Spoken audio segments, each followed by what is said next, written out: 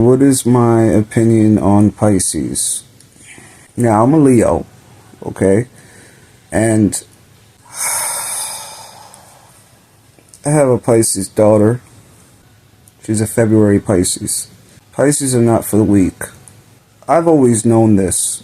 When I tell you that you need to have a lot of patience, a lot of understanding, and you have to study Pisces from top to bottom.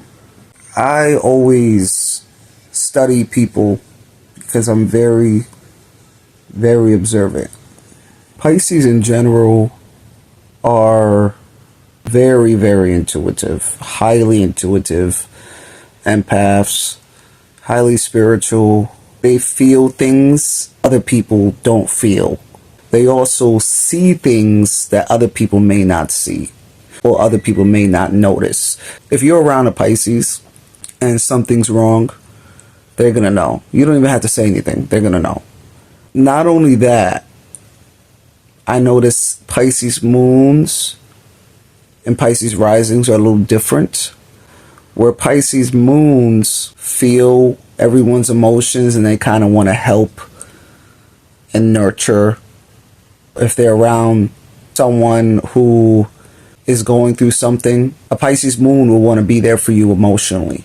But a Pisces risings, sometimes they can be that way, but at the same time, Pisces risings have more of an active imagination, which means that a Pisces rising may be a little bit more indecisive. Pisces risings are easily influenced by their surroundings and people, and they could end up being irrational. Pisces in general have OCD. If you're in a relationship with a Pisces male or a Pisces woman and you notice everything needs to be a certain way, everything needs to be clean, to their liking, placed to their liking, a Pisces will notice a stain on your dresser that you didn't even know was there. Or maybe you had other people over at your house and they didn't notice. A Pisces will notice it. They notice everything. If you're in a relationship with a Pisces, be prepared to have a lot of patience. A lot. Sometimes Pisces could be a little delusional and they tend to daydream and they expect to have like a dreamy kind of magical relationship. But then you have some Pisces that they want that structure. It can be more submissive in their relationship if they come across someone who can give that authority. Because I notice a lot of Pisces end up in abusive relationships. They seem to like that. Because if you're too nice to a Pisces, maybe this doesn't go for the February Pisces, but for a March Pisces, oh, they'll definitely take advantage of you if you're too nice. And they can be really mean and really blunt. Don't get it twisted. Now, y'all think all Pisces are overly emotional and sensitive and crybabies. Oh, no. They know what they're doing. They can easily gaslight you. If you try to manipulate a Pisces, they're going to twist it and make you go crazy. They're going to make you think that you're the one in the wrong, even if you're not in the wrong. A Pisces will create a whole story that never even happened just to confuse you so you could forget about whatever it was you was mad about or argued about. A Pisces will also probably bring up something that happened in the past. Like if you're dating a Pisces, you probably did something maybe that happened years ago and they're still bringing it up. And you guys have been together for like 10 years, 5 years, and it happened 3 years ago. And a Pisces was still going to talk about it because they don't forget anything. You got to be a strong one, be in a relationship with a Pisces, because they are not for the weak. I have a few Pisces in my family. They could be very distant and closed off and unpredictable. But once you actually understand them, you study them, you just got to let a Pisces kind of roam free. If you're in a relationship, give them the space when they need it. When they want to just go out and just have time to themselves, don't take it personally. An evolved Pisces is probably a really, really good relationship, and it's long lasting. An unevolved Pisces, they're going to treat you horribly and they're going to gaslight you every day. They're going to really, really mess with your head and confuse you. You're going to be stressed out. You're going to be angry.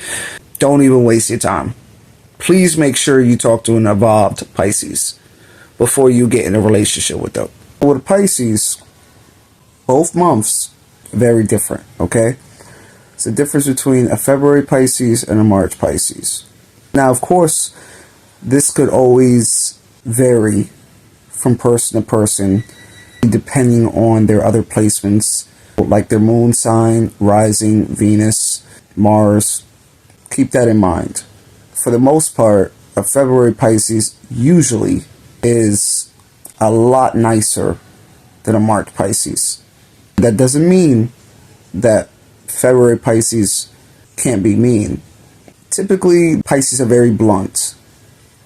A February Pisces is the kind of Pisces that they're nice, they're sweet, they're gentle, nurturing, compassionate, empathetic.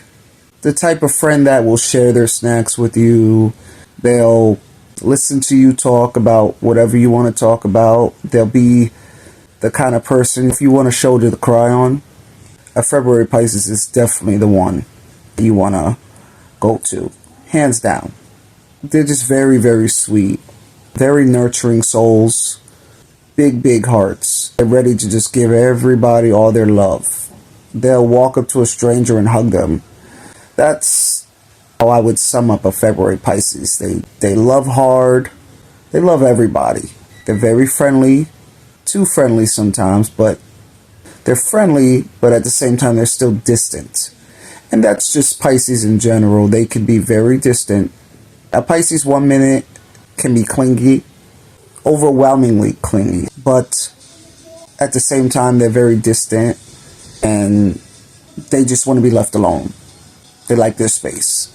If you get a February Pisces to that point, you definitely will see a different side to them. Typically, they're very sweet souls. March Pisces, complete opposite.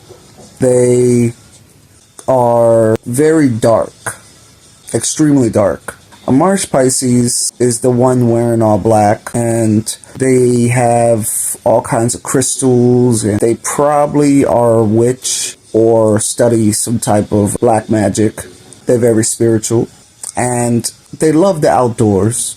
But at the same time, they are very, very aloof and kind of just like to stay to themselves. They could be alone in their own little bubble in their apartment, sitting on the couch, staring at the wall, talking to themselves. That's probably why they're very comfortable with Geminis, because Geminis can be very similar, where they could just kind of walk around talking to themselves and they're okay with that. February Pisces are the ones that probably are a little bit more emotional, or a lot more emotional. I've met other February Pisces that are grown and they cry a lot.